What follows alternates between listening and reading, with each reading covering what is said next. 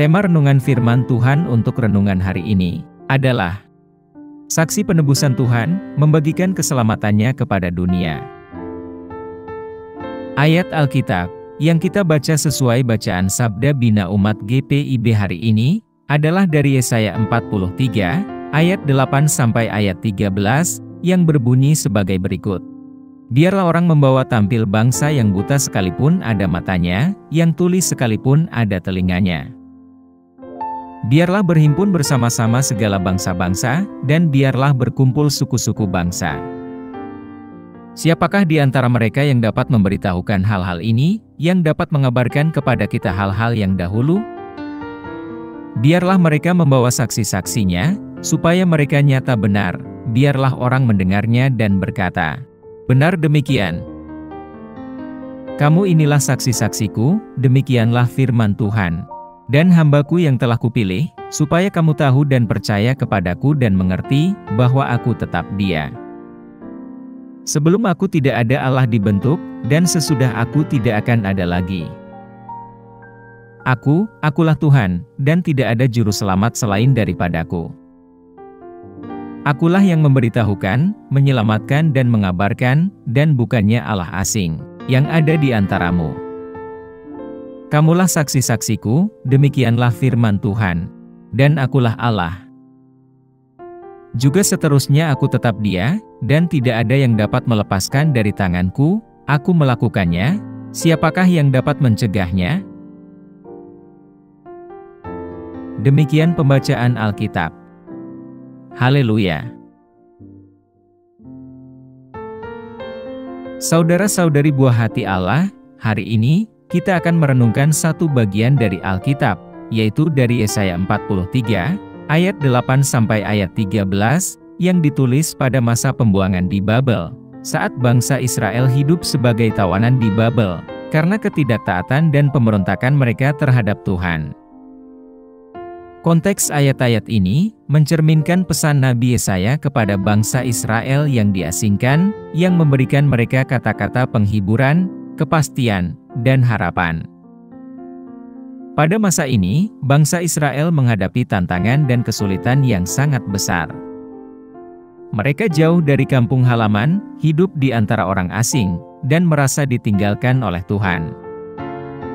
Di tengah keputusasaan mereka, Yesaya menyampaikan pesan dari Tuhan, mengingatkan mereka akan kedaulatan, kesetiaan, dan kuasanya untuk menyelamatkan. Ayat ini menekankan keunikan dan keagungan Allah, sebagai satu-satunya Tuhan yang benar. Hal ini kontras dengan berhala yang disembah oleh bangsa-bangsa lain. Jika dibandingkan dengan Allah Israel yang hidup, yang menyatakan dirinya sebagai satu-satunya juru selamat dan penebus. Mengingat situasi bangsa Israel saat ini, ayat-ayat ini berfungsi untuk menegaskan kembali kehadiran Tuhan bersama umatnya, kemampuannya untuk melepaskan mereka dari pembuangan, dan keinginannya agar mereka menjadi saksi kemuliaannya di antara bangsa-bangsa. Apa pesan Tuhan untuk kita yang hidup di masa kini? Ayat Alkitab yang kita baca hari ini, ditulis pada masa pembuangan di Babel, masa kekacauan dan penderitaan besar bagi bangsa Israel. Meskipun mereka tidak taat dan memberontak terhadap Allah, namun Allah tetap setia pada janji-janjinya, yaitu untuk menebus dan memulihkan umatnya. Dalam ayat-ayat ini, Allah memanggil orang-orang pilihannya, untuk menjadi saksi keselamatan dan pembebasannya, baik bagi sesama orang buangan maupun bagi bangsa-bangsa di sekitar mereka. Dalam konteks kita saat ini, yang ditandai dengan kehancuran, perpecahan, dan keputusasaan, pesan Tuhan hari ini, selain tetap relevan, juga sangat bergema. Tuhan memanggil kita, umat tebusannya, untuk menjadi saksi keselamatannya bagi dunia, yang sangat membutuhkan pengharapan dan pemulihan.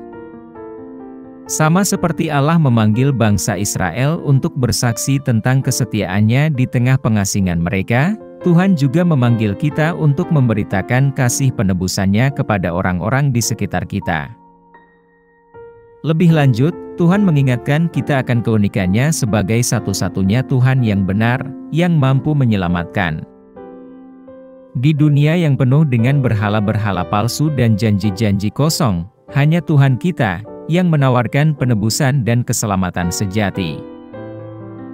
Sebagai saksinya, kita dipanggil untuk menolak janji-janji kosong dunia dan menaruh kepercayaan kita hanya kepadanya. Kehidupan kita harus mencerminkan kuasa kasih Allah yang transformatif, menarik orang lain ke dalam hubungan yang intim dengannya.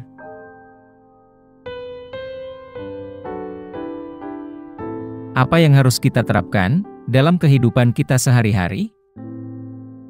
Setelah mendengar firman Tuhan, kita dipanggil untuk menanggapinya dengan tindakan nyata. Pertama, marilah kita mengambil peran kita sebagai saksi penebusan Tuhan. Hal ini memerlukan kehidupan yang mencerminkan realitas kasih karunia Allah yang menyelamatkan, baik dalam perkataan maupun tindakan nyata atas hidup kita. Marilah kita mencari kesempatan untuk membagikan kesaksian kita tentang kesetiaan dan kebaikan Allah kepada orang-orang di sekitar kita, dengan mengarahkan mereka pada harapan yang terdapat dalam Yesus Kristus. Kedua, marilah kita secara aktif terlibat dalam penginjilan dan pemuridan, menjangkau mereka yang belum mengalami kuasa transformatif dari kasih Allah. Hal ini mungkin melibatkan tindakan kita untuk mengundang orang lain ke gereja, membagikan pesan Injil di komunitas kita, atau sekadar menghidupi iman kita secara otentik dalam kehidupan sehari-hari, untuk disaksikan oleh orang lain. Marilah kita dengan sengaja berinvestasi dalam hubungan relasi kita, dan menunjukkan kasih Kristus kepada semua orang yang kita jumpai. Yang terakhir, marilah kita berdoa memohon keberanian dan kemampuan, saat kita melangkah dalam iman untuk membagikan keselamatan Tuhan kepada dunia ini. Marilah kita memohon kepada Tuhan untuk membukakan pintu kesempatan, dan memberdayakan kita melalui Roh-Nya, untuk menjadi saksi yang efektif atas kasih penebusannya. Semoga hidup kita menjadi kesaksian akan kuasa kasih karunia Allah, yang menarik orang lain ke dalam hubungan dengannya. Mari kita berdoa.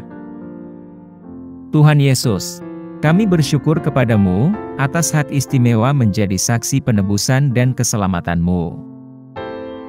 Beri kami keberanian dan kemampuan untuk membagikan kasih-Mu kepada orang-orang di sekitar kami, agar mereka dapat mengenal Engkau sebagai Juru Selamat dan Tuhan mereka. Pakailah kami sebagai alat kasih karunia dan kemurahan-Mu, agar nama-Mu dimuliakan di antara bangsa-bangsa. Kami pohonkan doa ini dalam nama Yesus Kristus, Tuhan dan Juru Selamat kami. Amin. Kiranya Tuhan menguatkan kita, dan kasih karunia Tuhan Yesus menyertai kita.